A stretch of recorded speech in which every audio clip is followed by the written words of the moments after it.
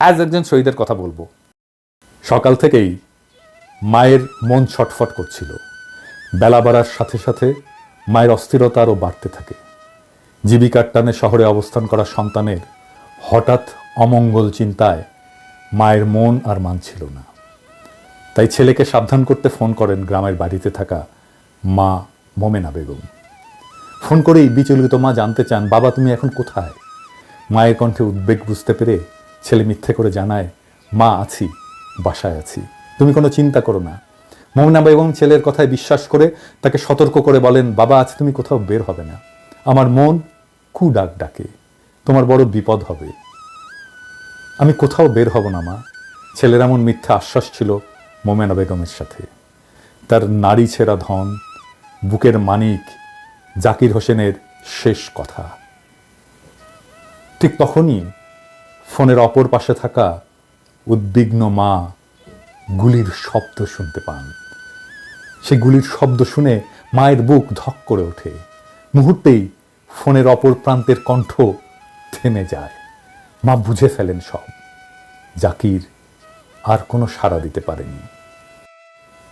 গাজীপুর থেকে উত্তরার বায়ারদের সাথে দেখা করতে যাওয়ার পথে গত 19 জুলাই শুক্রবার বেলা 2:30টার সময় রাজধানীর আবদুল্লাপুর এলাকায় গুলিতে আহত হন মোমেনা বেগমের বড় ছেলে জাকির হোসেন।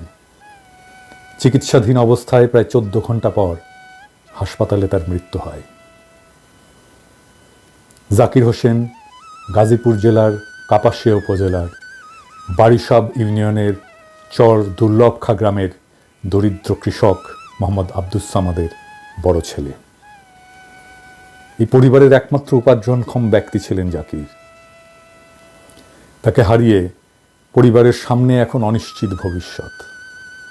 সন্তান হারিয়ে বাবা মা পাগল প্রায়। জাকিরের 2 ছেলে, আব্দুর রহমান আর বায়েজিদ। স্বামী হারিয়ে 2টি অবুঝ শিশু নিয়ে দিশেহারা জাকির হোসেনের স্ত্রী জান্নাতুন নাইম। বাড়ির ভিটাসহ মাত্র 1.5 বিঘা জমি। একমাত্র উপার্জনক্ষম জাকির হোসেনই সম্বল ছিল তাদের। অভাবের সংসারে 2 ছেলে 2 মেয়ের মধ্যে জাকির ছিল সবার বড়। জাকিরের উপার্জন দিয়েই টেনে টুনে চলছিল তার সংসার। পিতার কষ্ট লাঘব করতে এসএসসি পাশের পর আর লেখাপড়া করতে পারেননি জাকির। সংসারের বোঝা কাঁধে নিতে 2003 সালে গাজীপুর সদরের ভাওয়াল মির্জাপুর এলাকায় একটা তৈরি পোশাক কারখানায় শ্রমিক হিসেবে কাজ শুরু করেন। পরিশ্রম আর সততা দিয়ে জাকির কয়েক বছর আগে সহকারী প্রোডাকশন ম্যানেজার হিসেবে পদোন্নতি পান। রাজধানীর আবদুল্লাপুর এলাকায় জাকির গাড়ি থেকে নেমে অন্য একটা গাড়িতে ওঠার জন্য অপেক্ষা করছিলেন। এমন সময় তার মায়ের ফোন আসে। মায়ের সাথে ফোনে কথা বলার সময় সেখানে পুলিশ আর আন্দোলনকারীদের মধ্যে ধাওয়া পাল্টা ধাওয়া চলাকালে 2টি গুলি এসে তার বুকে আর পেটে লাগলে জাকির মাটিতে লুটিয়ে পড়েন।